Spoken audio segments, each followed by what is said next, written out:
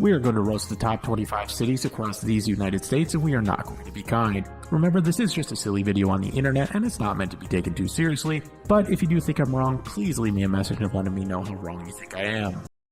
Number 25, Portland, Oregon. What can be said about Portland that hasn't already been said? The homeless population is out of control, people shooting up and overdosing in the streets, with entire parks and walkways taken up by the problem you refuse to tackle head on. Your cost of living continues to rise despite the minuscule economy you have barely pumping out enough jobs to keep the middle class afloat. And the thing about no sales tax doesn't make up for the fact that your income taxes are out of this world. People in Vancouver, Washington wanting to chime in right now can stop while they're ahead. Nobody wants to live in a sprawling suburb across the river with as much character as a farm-raised salmon. You know those genetic nightmares you stock into your rivers which are fed with dog food pellets and microplastics? This image right here is the esteem in which every resident of this area holds you, Vancouver. Don't get too excited about the Vancouver bashing Portland. Your downtown is an absolute ghost town since COVID and is showing absolutely no signs of recovery. The last time you saw the sun was about 5 months ago, and that was right before forest fire season kicked into gear and prevented you from enjoying the 8 weeks of summer that you get to cherish along with the 3 million other people crammed into Mount Hood National Forest. The real kicker that nobody talks about, however, is how incredibly dull the population is in Portland. Everybody looks straight at the ground and is absolutely terrified to talk to anybody. Trying to meet people there is literally like pulling teeth by yourself without a dentist because the dentist is too introverted to even ask you what the problem is. If you manage to find a friend within 3 years living here, make sure you get up early enough to hang out because everything will close at 5 p.m.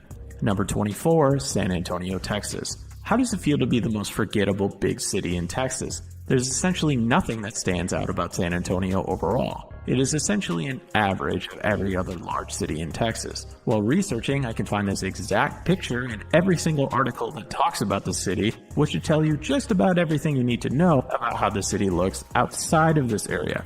Take a walk on Google Earth and you'll see why every article highlights it and nothing else. In general, you're just not special enough to even roast properly, as there's nothing that even warrants speaking about. However, in general Texas fashion, the heat is absolutely oppressive and cannot be tolerated by anybody that isn't at least part lizard or hasn't had most of their brain fried out, which, to be honest, can describe most Texans. You're also notoriously dirty, being ranked as one of the dirtiest cities in the country, and that endless sprawl without so much as a single functioning bus route makes owning a vehicle that will hit 150 degrees Fahrenheit in the summer an absolute necessity. Number 23, St. Louis, Missouri. Oh, St. Louis, you know what I'm gonna say. Your police department literally has a homicide feed that updates daily on its website. In 2020, the city proper, which only constitutes 280,000 people, you had 263 homicides. Even down to 158 as of 2023, you still claim one of the highest homicide rates anywhere among the developed and even the semi-developed world. What's more is the city is so geographically small that it's impossible to even get away from the crime. As for the city itself, nobody really cares about the Gateway Arch, your downtown is way too corporate, cookie cutter dominated by chains without any real character, Forest Park is cool if you don't get mugged, you've gentrified the soul out of the Grove neighborhood, and we all know you're too terrified to walk across the river into East St. Louis. Yeah, your ribs are cool, they're so good that they might be the #1 factor in your poor health outcomes, which rank near the bottom of the country. Number 22, Charlotte, North Carolina. I don't know how anybody can breathe in your city. Every single time I've stepped foot in that miserable maze of endless urban sprawl, my nostrils seize up and I spend the majority of my time sneezing and trying to catch my breath. It's like being choked with the absolute essence of the city. Speaking of essence, your city doesn't have much of a soul or anything that makes it memorable or unique. What's the theme here? Endless car dependency and sprawl mixed with inhospitable humidity and allergens? The city is smack dab in the Piedmont, the flat and characterless geographic area of the state, just far enough away from the coastal plains to make it a pain to see the ocean. But it is just close enough to the mountains that you can fight for a spot on the trail in the Smokies with you and every other yuppie from every single town between Charlotte and Knoxville. Number 21, Orlando, Florida. I'm starting to feel like a broken record talking about urban sprawl, but good God, Orlando takes the absolute cake when you want to discuss the abysmal urban planning of car-centric cities. Absolutely everything is a 30-minute drive away from your HOA-dominated neighborhood where you can pick from exactly 2.5 colors to paint your house and must have your vehicle spaced exactly 12.72 feet away from each other in your driveway that you paid for. Your everyday life under an HOA is literally worse than a medieval peasant living 1,000 years ago. Disney and other overrated tourist trash chokes up traffic, tourists make you wait in line for basic necessities, and don't try and cool off in the water once the humidity hits its maximum, as the water is full of gators. They might not kill you, but they may remove a leg or two. The night is no escape from the heat either, and you're a long drive through one of the most frustrating road systems in the country to get to the ocean. Number 20, Baltimore, Maryland. I would like to thank The Wire for teaching me everything I need to know about Baltimore for this video. In all seriousness, we all know about the crime, poverty, corruption, addiction, and popular ills of Baltimore, and they absolutely cannot be understated. Americans living in these conditions in the 21st century is something the entire country should stand up and be appalled over. For whatever reason, however, Baltimore is more interested in revitalizing its downtown and waterfront for the billionth time, this time with a live district which dismantles any semblance of character or authenticity. But even if they did somehow revamp the character of downtown and make the waterfront an appealing place to be, it would be while roughly 200 people a year are killed in the city by violent means. The Edgar Allan Poe Museum is pretty cool, despite the fact he isn't from Baltimore, and the fact that he married his cousin who was 13 years old. I guess your accent is pretty cool though.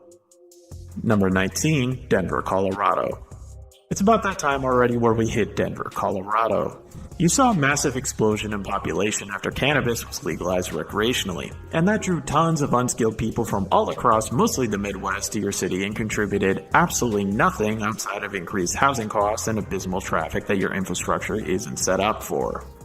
Every time you want to load up the Subaru to hit the mountains on the weekend, be prepared to wait in traffic for at least 2 hours in the city before you can drive to reach Rocky Mountain National Park, and drive at least 2 hours further west before you see anything that isn't trampled to death by a million blokes who haven't held a job since the one they left in Iowa before they moved here 2 years ago. The city itself is pretty dull and has nothing to offer that every other city in the country can offer as good or better. Your transit sucks, and your downtown got pretty city and gross for a while. The only real theme or character your city had for the longest time was the ability to buy weed legally, but now that we can do this in half the country, it's not so special, so you might want to try something else.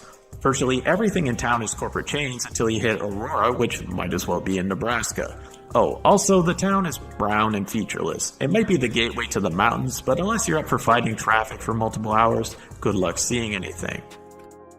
Number 18, San Diego, California. Ever want to know what it's like to make $150,000 a year and barely be able to afford a one-bedroom apartment? Welcome to San Diego. What a beautiful city. Surely it can't be packed with tourists, ran essentially by the military-industrial complex, have a division of wealth that will go down in history as utterly dystopian, be overrun by homeless encampments, and take 2 hours to escape into anything outside the urban sphere, and a lack of competent governance? Well, that's where you'd be wrong. San Diego really just feels like a sanitized, watered-down, and plastic LA, which is saying a lot for a city as plastic and superficial as Los Angeles, but more on that later. Number 17, Tampa, Florida. It's time we learned some Florida-specific lingo and slang. How do you say trashy in Florida? Eber City, Tampa. How do you say boring in Florida? Downtown Tampa. How do you say overrun with broke tourists from the Midwest in Florida? Clearwater. How do you say giant suburb of 3 million people that doesn't even really feel like a city? Tampa, St. Pete, Clearwater metropolitan area. Number 16, Minneapolis, Minnesota. Minneapolis is like a cold, passive-aggressive cult that pretends it's a thriving metropolis because no one from the outside ever bothers to visit and check. The people here aren't just introverted, they're so socially shut in that you could live next door for 5 years and never know their name. But they'll still judge you for not shoveling your sidewalk properly. Meeting anyone here is impossible unless you've already been in their high school friend group, which they've been coasting on since about 2004. The city's sense of self-worth is built entirely on residents hyping it up like it's some sort of hidden gem, when in reality it's just a mid-sized landlocked tundra with a Target headquarters and a bridge or two that hasn't collapsed yet. The winters aren't just brutal, they're a months-long endurance test where your car becomes a frozen tomb, your skin cracks like old paint, and the sunlight feels like a rumor. You're hundreds of miles away from any other major city, so when cabin fever finally sets in, your only escape is to pay $1,400 for a flight somewhere that doesn't actively hate human life. Politically, Minneapolis loves to perform. Yard signs, slogans, big gestures, and then act all shocked when nothing actually changes. It's an isolated bubble where self-congratulation is the main pastime, and the only thing more bitter than the wind chill is the personality of everyone who lives here. The art and music scene here gets talked up like it's some sort of cutting-edge cultural hub, but in reality it's the same 5 venues booking the same 5 recycled acts. While every art gallery feels like it's a college thesis project that accidentally got funded, everyone will name drop Prince like they personally knew him, as if a single connection to greatness can carry a whole city for a generation. It's a place that fetishizes locals so hard that you'd think importing an idea from anywhere else is a federal crime, except of course when it comes to trends from the coast, which they adopt 2 years late and treat like they invented. Even the so-called outdoors culture is a thinly veiled coping mechanism for the fact that half the year is unlivable. People brag about going for a run at negative 20 degrees Fahrenheit like it's some sort of badge of honor, when in reality it's just another way to avoid talking to each other indoors. Summer is a manic 3-month panic where everyone desperately crams in lake days, beer patios, and bike rides before the darkness and frost reclaim the land. And no matter how hard they try to brand Minneapolis as progressive, cosmopolitan, and vibrant, it still feels like a small town pretending to be a city, except the gossip's colder, the smiles are faker, and the winters will outlast your will to live. Number 15, Seattle, Washington. Our first metropolitan area that hits 4 million people, Seattle, Washington. About 3 million of these people are male tech bros, ages 25 to 40, so if you're a single heterosexual male, good luck dating here. Even if there were more women in the area, the Seattle freeze makes getting to know anyone more difficult than surviving the fallout after Mount Rainier eventually erupts and flattens the city to rubble.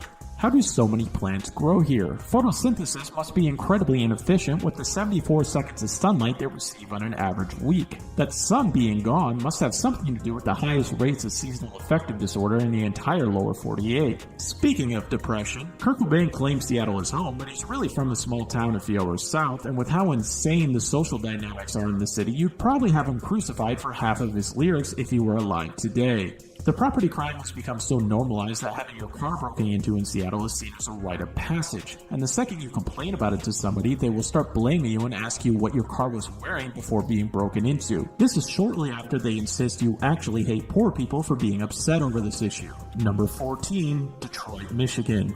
Oh, how the mighty have fallen. Imagine being a city of over 1.8 million dropping down to nearly a third of that in the mid-2020s. This may in fact be due to focusing the entire city's infrastructure, tax revenue, financial, and urban planning on the automotive industry alone. Building an entire city around a single industry could not possibly result in a catastrophic failure with the worst urban decay the United States has ever seen, right?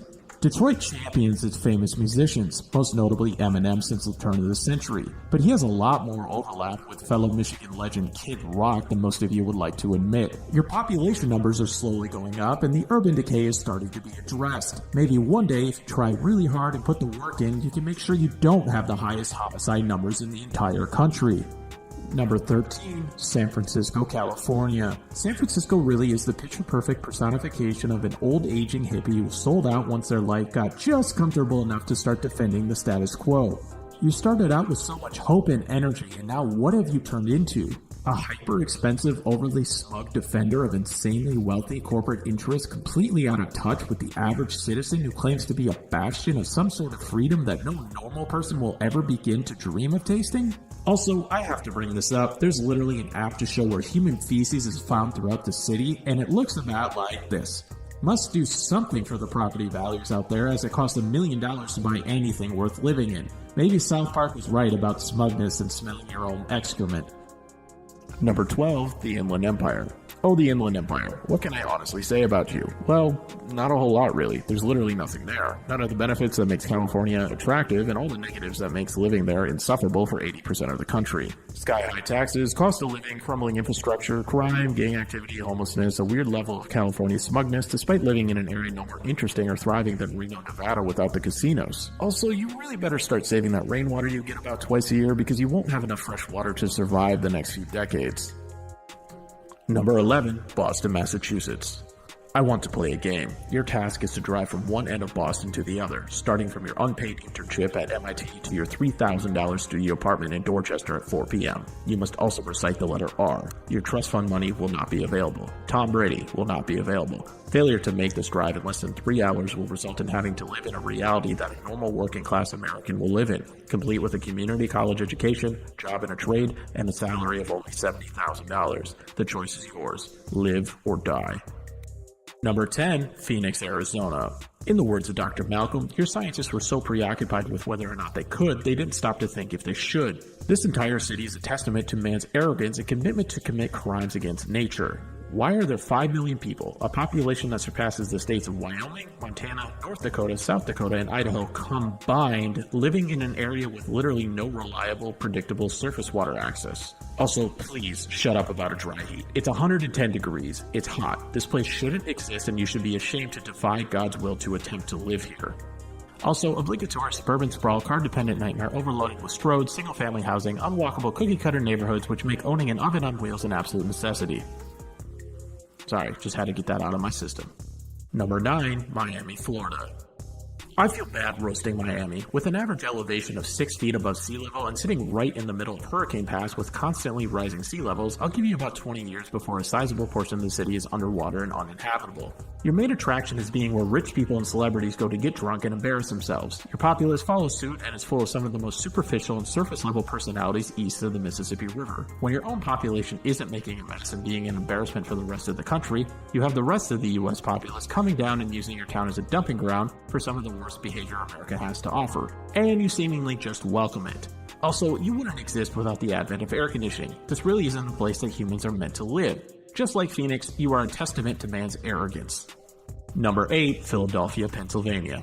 I could make a collage of images from the worst parts of Philadelphia and the slums of Haiti, and 80% of the people could not tell the difference. The insane state of despair you've allowed parts of your city to turn in is one of the most shameful things that has happened to this country over the last 40 years. In a few centuries, the city will be mined for metal due to all the shell casings and syringe tips that litter the streets.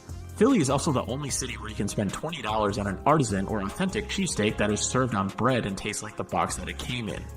Also, brotherly love where? The closest thing you'll have to brotherly love is receiving the middle finger while you're trying to navigate traffic. F*** your one bridge having city. Number 7, Washington, D.C. DC is what you get if you turn ego, greed, and incompetence into a zip code. It's a sweaty swamp where half the people are lying to you and the other half are lying to themselves. Every street is a maze designed to make tourists cry and locals late. The metro smells like wet carpet and catches on fire for sport. The rent is so high you'd think you were paying for a view of a monument, only to get an apartment the size of a coffin. The power players are just middle management sociopaths in overpriced suits who treat happy hour like it's a NATO summit, and every time they solve a problem they somehow make it worse. The city lives off monuments to ideas it stopped believing in generations ago, and the only thing more hollow than Capitol Dome is the people working under it. It's a tired joke, but it really is an open-air DMV. Number 6, Atlanta, Georgia. Atlanta is basically a Waffle House fever dream that got paved over with 12 lanes of gridlock. The whole place is one giant traffic jam where every road is named Peachtree just to make sure you stay lost forever. The weather's either boiling you alive in August or shutting down the city entirely over a light dusting of snow like it's the next ice age. Half the skyline is cranes for construction that never seems to finish, and the other half is condos no one from Atlanta can actually afford. Everyone brags about the food scene, but you'll be eating in your car because it takes an hour to park anywhere. And yeah, they call it the Hollywood of the South, but it's more like if Hollywood had cheap rent and smelled faintly of hot asphalt mixed with BO and lemon pepper wings. Number 5, Houston, Texas. Houston is like if an oil refinery and an outlet mall had a baby and then raised it in a sauna. The whole city feels like it was designed by a drunk civil engineer with a grudge against pedestrians. There's no zoning, so you see a strip club next to a preschool next to a gas station selling live bait. It's flat, ugly, and so human you feel like you're breathing through a wet towel half the year. Traffic is a daily hostage situation, and the drivers act like turn signals are a personal insult. The skyline's impressive until you realize it's just a bunch of glass boxes full of people who pretend hurricanes are no big deal until they're kayaking down the freeway. And the food, yeah, it's good if you're willing to risk heat stroke just walking from your car to the restaurant. Also, one more lane, bro. Promise, just one more lane. Number 4, Dallas, Texas. Dallas is like a giant corporate business park that someone slapped a cowboy hat on and called it a city. It's all glass towers, chain restaurants, and people who think Texas culture means wearing boots they bought at Nordstrom. The place has zero soul, just endless suburbs stitched together by freeways wide enough to land a plane on, all clogged with drivers who treat a blinker like it's a sign of weakness. The weather can't decide if it's trying to kill you with heat, hail, tornadoes, or somehow get you with all three in the same week. Downtown is basically an Instagram backdrop for influencers pretending they're interesting, and the nightlife feels like it's high school reunion that nobody wanted to go to. Dallas tries so hard to act like it's better than Houston, but at least Houston knows it's a mess. Dallas is just a fake bougie sprawl with a football problem. Also, the Cowboys haven't made a conference championship game since Tupac was alive. Number 3, Chicago, Illinois. Chicago is basically a freezing wind tunnel built around the deep dish casserole it insists on calling a pizza. Half the year you're getting your face sandblasted by sleet off Lake Michigan, and the other half you're dodging potholes big enough to claim small vehicles. The traffic is hell, the L trains sound like they're held together with duct tape and bad intentions, and the politics are so corrupt they make other cities' scandals look like bake sales. The skyline's pretty until you remember it's just a backdrop for another news story about some local politician getting indicted. And deep down, Chicago knows that sports teams exist mainly to break hearts, except the Cubs, who just waited a century to do it in style. The Bears still suck, by the way. Number 2, Los Angeles, California. LA is basically a sun-bleached landfill covered in billboards where every latte costs $9 and comes with a side of narcissism. The whole place smells faintly of weed, exhaust, and broken dreams, but hey, the sunsets are gorgeous if you can see them through the smog. Traffic isn't just bad, it's a personality trait, and the roads are full of influencers filming themselves crying about how hard it is to become famous while sitting in their leased G-Wagons. Sure, the weather's perfect, but that just means you can sweat comfortably while paying $2,500 a month to live in a studio apartment with black mold and a view of a dumpster. The food scene is amazing, but good luck enjoying it without some guy at the next table explaining his screenplay about time-traveling surfers. And yes, Hollywood is magical, if by magical you mean a crackhead sidewalk with Timu's Spider-Man hustling tourists for tips. And finally, we made it. Number 1, New York City. New York struts around like it's the capital of the planet, but next to other global heavyweights, it's basically an overpriced, rotting theme park for masochists. London has centuries of grandeur, Paris has romance, Tokyo has order, New York has a sewer system doubling as a subway decorated with rats that could probably qualify in the NFL draft. The iconic skyline, half of its empty investment properties for billionaires who wouldn't be caught dead actually living there. The apartments are glorified closets with roaches that don't contribute to rent, and the rent itself is more than a mortgage in the rest of the country. The streets reek like a blend of hot garbage, dog piss, and despair, but don't worry, the bagels are good enough to almost make you forget that you're paying $5 for something made out of flour and tap water. And the city that never sleeps? That's not a flex. It's because it's too damn loud, too damn filthy, and too damn angry for anyone to relax. Other cities evolve. New York just ages, rots, and calls it character. Thank you for watching Geography Snob's roast of the top 25 cities in these United States. This series was a lot of fun. Please like, comment, subscribe, dislike, do what you will. I may make a video where I praise the top 25 cities in the country. Stay tuned if that's something you're interested in.